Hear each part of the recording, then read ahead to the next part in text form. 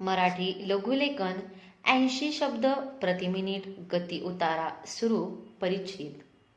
भारताला स्वातंत्र्य मिळून 39 वर्षे झाली तरी भारतात अजूनही राष्ट्रीय एकात्मता प्रस्थापित होऊ नये ही एक लाजिरवाणी गोष्ट आहे.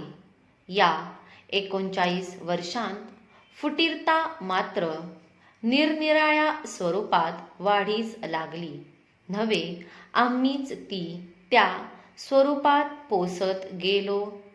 कारण भारताचा राष्ट्रीय स्वभाव म्हणे सोशिकपणा हा आहे.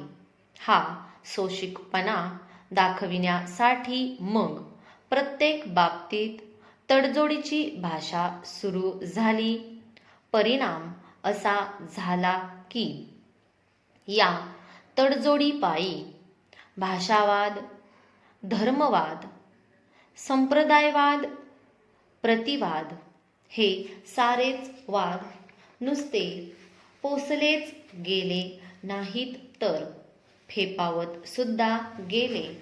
आणि आज तर परिस्थिती अशी झाली आहे की एका राज्याचा माणूस याच राज्यातील अन्य राज्यात अल्पसंख्य बनतो. धार्मिक अल्पसंख्य म्हणून घेण्यात कितीतरी सटरफटर संप्रदाय धन्यता मानित आहेत. आम्हाला ना राष्ट्रध्वजाचा अभिमान राहिला आहे ना राष्ट्रगीताचा. राष्ट्रभाषा ही या राष्ट्रात नुसता वादच नव्हे वादंगाचा विषय होतो. भारत हे एक एकात्म व एकसंघ असे राष्ट्र आहे हे जगाला दाखविण्याकरता आमच्या जवळ खरेच आज काय आहे? आम्हाला एक राष्ट्र आहे, एक ध्वज आहे, एक राष्ट्रगीत आहे, एक राष्ट्रभाषा आहे आणि एक राज्य घटनाही आहे. परंतु नाही ती मात्र या सर्व राष्ट्रीय प्रतीकांवर हवी असलेली आमचीच श्रद्धा. सोशिकतेच्या नावाखाली आम्ही या राष्ट्रीय प्रतीकांचा अपमान सुद्धा निमूटपणे सहन करून घेतो.